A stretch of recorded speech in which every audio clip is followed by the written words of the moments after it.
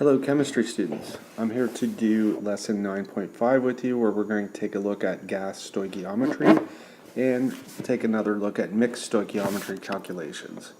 So the goals for this lesson are, if you're given an amount of a gaseous reaction component, and that'll be expressed in liters when we're at STP, we want you to be able to perform the stoichiometric calculations to find the amount of another reaction component. And it could be a gas, and then you're also going to output it as liters of gas at STP conditions.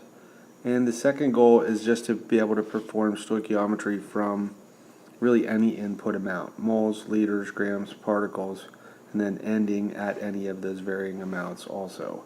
So let's get started, and we will take a look at a quick review of molar gas volume.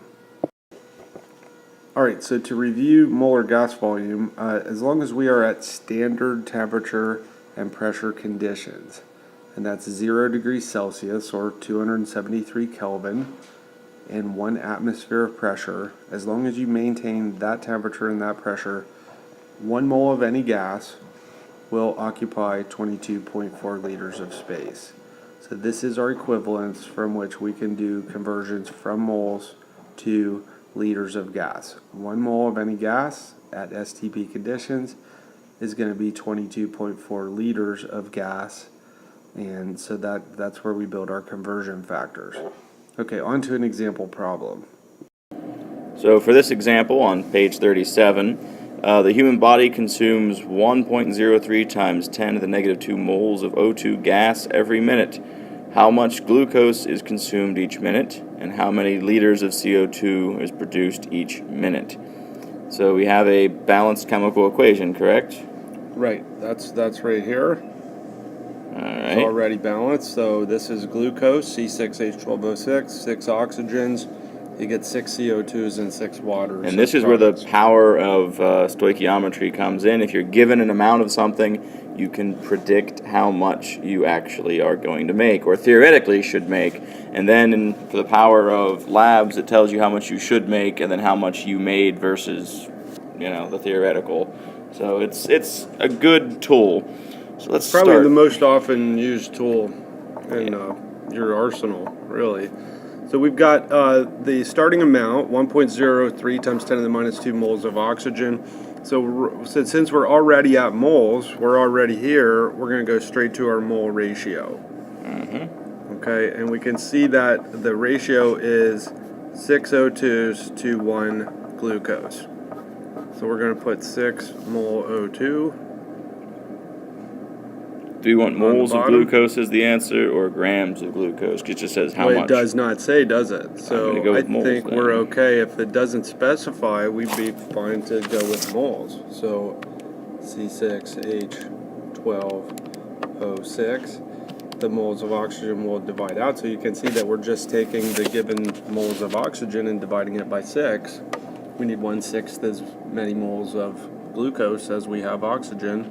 So that is 1.72 3 sig figs times 10 to the negative 3 moles times 10 to the minus 3 moles of C6H12O6. That is a 12. If you say so. So simple. Now the second one, this actually wasn't in the packet, but I tagged on this question to give us a little gas practice. So, if you respire that much glucose, the 1.7 times 10 to the minus 3 moles every minute, how many liters of carbon dioxide could you expect? And so we're going to go right back to the same starting point, that we have 1.03 times 10 to the minus 2 moles of O2. This time we're going to convert to liters. So the mole ratio works out a little bit differently in this one. It's 6 O2 to 6 CO2. So in other words, they're equimolar, 6 moles O2 to 6 moles CO2. So mathematically, this step is going to do nothing except change our unit for us from moles of oxygen 2 moles of carbon dioxide because the 6's divide out. 6 over 6 is 1. And then we are supposed to give the output in liters, so we need to remember, as long as we're at standard temperature and pressure, we can just do as 22.4 liters is 1 mole. 1 mole of any gas, CO2 would be a gas, is just what Mr. Hunter said. 22.4 liters. And it turns out to be 0.231 liters of CO2. So it's that simple. It's just combining things that we've already learned about, doing mole conversions to different ending quantities with that mole ratio that lets us swap back and forth between moles of one thing and moles of another one. All right, one more example and then we'll wrap up this lesson. Okay, chemistry students, so here's a second example problem, and this one, the output that we're asked for is mass, not liters of gas. So we have an equation, CaCO3 in the solid state is breaking down to form carbon dioxide gas and calcium oxide. It's a solid. So this is a decomposition reaction. You're going to need heat to make that reaction happen. And the question that we're being asked is, how many grams of the calcium carbonate are going to be needed to make that many liters of carbon dioxide gas? So it is a liters to mass conversion with some reaction stoichiometry. Alright, so we want to know how many grams of CaCO3 we need if we want to form that much carbon dioxide. Alright, so the first step, hopefully you've figured it out, but we need to go from liters of gas, so we want liters of CO2 here, to moles of CO2 there. So that's going to be 1 mole is 22.4 liters. So that cancels our liters of CO2. Second step, now we're going to go from moles of CO2 to moles of calcium carbonate. That's CaCO3.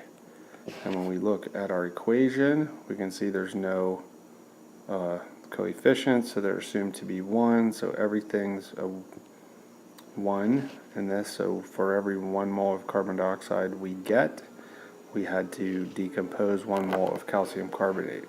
So that changes our unit from moles of CO2 to moles of calcium carbonate. And of course our last step, we need to know how many grams is in a mole of calcium carbonate. And I looked it up, it is 100.09 grams of calcium carbonate in a mole. Okay, so there's our math. It's all set up for us. 3.45 divided by 22.4. The ones are going to cancel out, so we just take this divided by this and we multiply it by 100.09. So I'm going to pause it and work out the answer, and you do the same, and we'll see how we make out. Okay, so I've worked out the answer, and I am getting 15.4 grams of calcium carbonate. So if we decompose that much calcium carbonate, we should be able to produce 3.45 liters of carbon dioxide. Okay, so on the next slide, I'm going to hit you with a post-video question, and then you can try one of these on your own. And I think at this point, this is pretty much review and just maybe doing some additional work with the 22.4 liters to 1 mole. So hopefully you'll have an easy time of it. So here's your PVQ. We're going to use the same equation that we had in the last problem, and I've rewritten the equation here. So we're given a volume of gaseous product. If we have 11.6 liters of carbon dioxide formed, the question is how many particles, so how many molecules of the calcium carbonate, or I guess they would technically be formula units because it's ionic, but how many particles of this are going to be broken down to give us this much carbon dioxide. So give that one a try, see what you get.